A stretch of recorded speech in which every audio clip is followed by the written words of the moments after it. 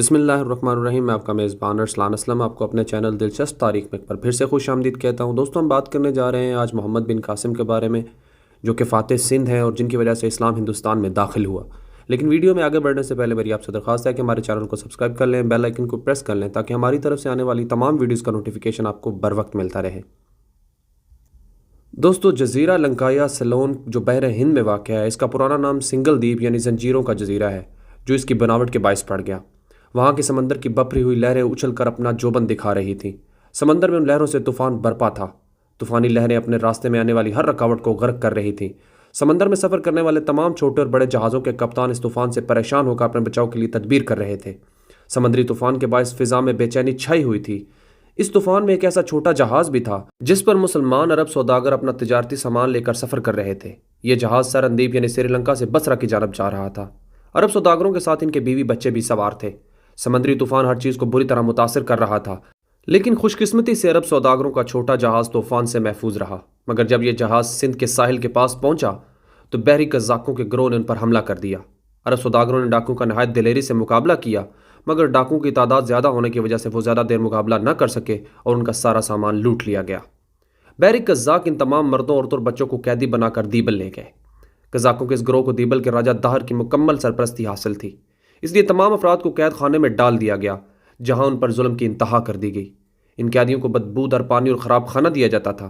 جو سلوک پر آواز بلند کرتا اسے بری طرح پیٹا جاتا تھا، جس کی چیخوں سے پورا قید خانہ گونج اٹھتا تھا.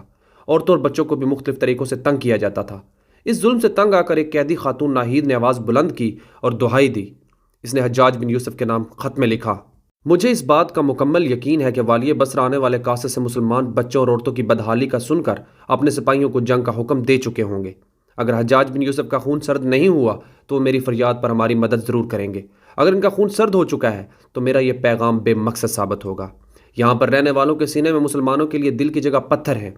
اگر میری فریاد پر آپ نے یہاں پر قید مظلوم عورتوں اور بچوں کی مدد نہ کی تو پھر سوائے پچھتاوے کے کچھ نہیں بچے گا. اور مجھے مرتے وقت اس بات کا دکھ ہوگا کہ مسلمان افریقہ اور ترکستان پر اپنا جھنڈا تو لہرا رہے ہیں، مگر سندھ میں قید قوم کی یتیم اور بے بس بچوں کی مدد نہیں کر سکے.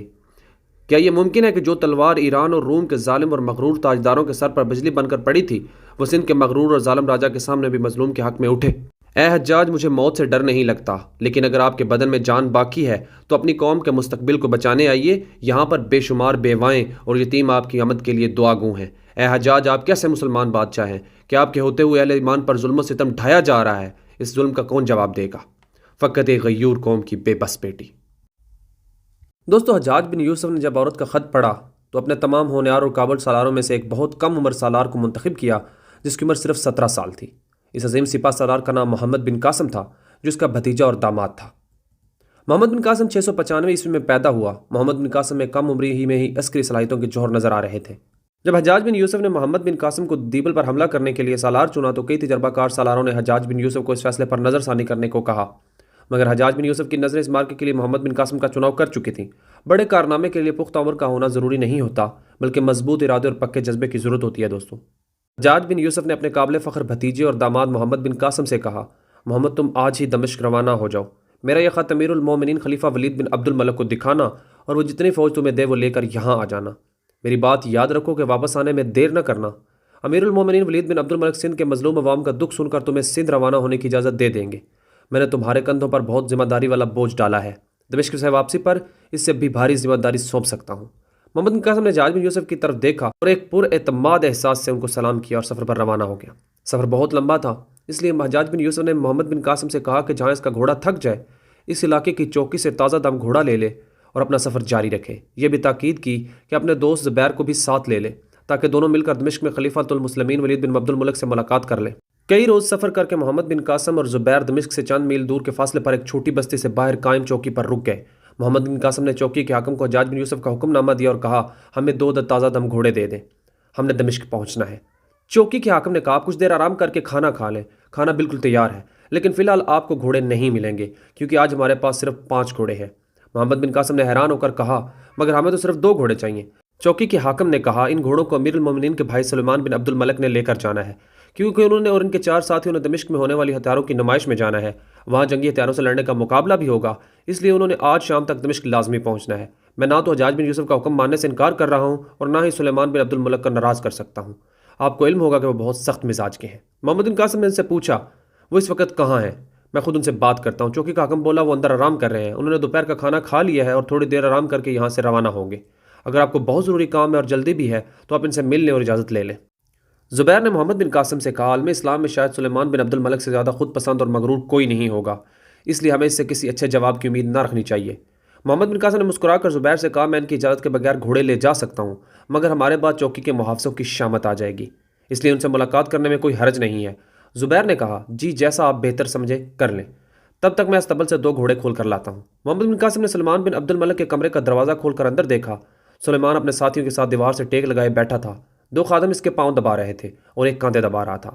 محمد بن قاسم نے اندر آ کر سلام کیا۔ سلیمان بن عبد الملک نے نہایت لاپرواہی سے وعلیکم السلام کہا اور پوچھا تم کون ہو، یہاں کیا لینے آئے ہو اور مجھ سے کیا چاہتے ہو؟ محمد بن قاسم نے کہا میں معذرت چاہتا ہوں کہ میں آپ کے آرام میں خلل ڈال رہا ہوں، میں آپ کو یہ بتانے آیا ہوں کہ میں ایک بہت اہم پیغام سے دمشق جا رہا ہوں۔ سلیمان بن عبد الملک نے نہایت لاپرواہی اور طنزیہ انداز میں کہا تو جاؤ بابا، ہم نے کون سا تم کو پکڑ رکھا ہے؟ اس کے ساتھ وہ ایک زوردار کہکے سے ہنسا۔ اس کے باقی ساتھیوں نے بھی زوردار کہکے لگائے۔ محمد بن قاسم نے اس کے رویے کی طرف توجہ نہ دی اور کہا ہمارے گھوڑے بہت تھک چکے ہیں اور اس چوکی سے ہمیں تازہ دم گھوڑے لے کر جانے ہیں۔ دوستو ایک لمبی بحث و تکرار کے بعد محمد بن قاسم وہاں سے گھوڑے لے کر روانہ ہوئے۔ دمشق پہنچ کر دونوں نے جامع مسجد میں نماز عصر ادا کی اور قصر خلافت میں چلے گئے، جہاں امیر المومنین ولید بن عبد الملک نے ان کی آمد کی اطلاع پاتے ہی انہیں فوراً اندر آنے کا کہا۔ جب دونوں دربار میں پہنچے تو خلیفہ ولید بن عبد الملک نے دونوں کو باری باری سر سے پاؤں تک دیکھا اور پوچھا تم دونوں میں سے محمد بن قاسم کس کا نام ہے؟ محمد بن قاسم نے نہایت ادب سے جواب دیا یا امیر المومنین میرا نام محمد بن قاسم ہے۔ خلیفہ کے سوال کرنے کے بعد تمام درباریوں کی نظریں زبیر پر لگی ہوئی تھیں، مگر محمد بن قاسم کا جواب سن کر وہ سب حیرت سے اسے دیکھنے لگے۔ سب کی نظروں میں حیرت اور زبان پر خاموشی تھی۔ تھوڑی دیر بعد سب درباری ایک دوسرے سے سرگوشیاں کرنے لگے۔ حجاج بن یوسف کے پہلے خط سے خلیفہ کو علم تو تھا کہ محمد بن قاسم بالکل نوجوان ہے، جس کی عمر وہ مشکل 17 سال ہے، مگر تمام درباری زبیر کو ہی محمد بن قاسم سمجھ رہے تھے۔ اس لڑکے کو قتیبہ کے لشکر کا سالار اعلیٰ ماننے کو تیار نہیں تھے۔ پھر سب لوگ آپس میں سرگوشیاں کرنے کے بعد خلیفہ کی طرف متوجہ ہوئے، کیونکہ خلیفہ کو احساس ہو گیا تھا کہ تمام درباری خاندان خلافت کے محسن حجاج بن یوسف کے فیصلے کے خلاف باتیں کر رہے ہیں۔ انہوں نے زبیر اور محمد بن قاسم کو بلایا اور اپنے انتہائی قریب بٹھاتے ہوئے کہا میں اس نوجوان مجاہد کو سلام پیش کرتا ہوں جس کے لیے حجاج بن یوسف جیسے زمانہ شناس کے خیالات بلند ہیں۔ دوستو زبیر نے اپنی جیب سے وہ خط نکالا جو عورت نے لکھا تھا اور خلیفہ کو پیش کرتے ہوئے کہا یا امیر المومنین ابو الحسن کی بیٹی نے یہ خط والی بصرہ کو لکھا تھا، آپ بھی پڑھ لیں۔ خط پڑھتے ہوئے خلیفہ ولید بن عبد الملک کی آنکھوں میں نمی تیرنے لگی، وہ بھی حجاج بن یوسف کی طرح بہت متاثر ہوئے۔ پھر انہوں نے درباریوں کو سنانے کے لیے اونچی آواز میں دوبارہ خط پڑھا۔ وہ ہر لفظ اور ہر سطر ٹھہر ٹھہر کر پڑھ رہے تھے اور ان کے احساسات کا اندازہ ان کی آواز سے لگ رہا تھا۔ دوستو اسلام کا یہ 17 سالہ نوجوان محمد بن قاسم 712 عیسوی میں دیبل کے راستے سے ہندوستان میں داخل ہوا اور اس نے دیبل پر حملہ کیا۔ بھیم سنگھ کی فوج کے ساتھ اسلامی لشکر کا سامنا ہوا، دونوں طرف سے خوب حملے ہوئے۔ اسلامی لشکر نے اپنے سپہ سالار کے حکم کے مطابق ڈٹ کر مقابلہ کیا اور دشمن کو کافی نقصان پہنچایا۔ اس دوران میں اسلامی لشکر کا بھی خاصا نقصان ہوا۔ آدھی رات تک محمد بن قاسم کے تھکے ہارے سپاہی زخمیوں کی مرہم پٹی اور شہیدوں کی تدفین میں مصروف رہے۔ دوستو بے حد مصائب اور مشکلات کا سامنا کرنے کے باوجود بھی محمد بن قاسم اپنے عزم اور حوصلے کے ساتھ لڑا اور اس نے اسلام کا بول بالا کیا۔ یہ 17 سالہ نوجوان تاریخ میں اپنا مقام بنائے ہوئے ہے اور بنائے رکھے گا۔ دوستو آپ کو ویڈیو کیسی لگی کمنٹ سیکشن میں اپنی رائے سے آگاہ ضرور کیجیے گا۔ مزید ایسی ویڈیوز کے لیے ہمارے چینل کو سبسکرائب کر لیں، بیل آئیکن کو پریس کر لیں تاکہ ہماری طرف سے آنے والی تمام ویڈیوز کا نوٹیفیکیشن آپ کو بر وقت ملتا رہے۔ آپ سے ملاقات ہوتی ہے اگلی ویڈیو میں، تب تک کے لیے اللہ حافظ۔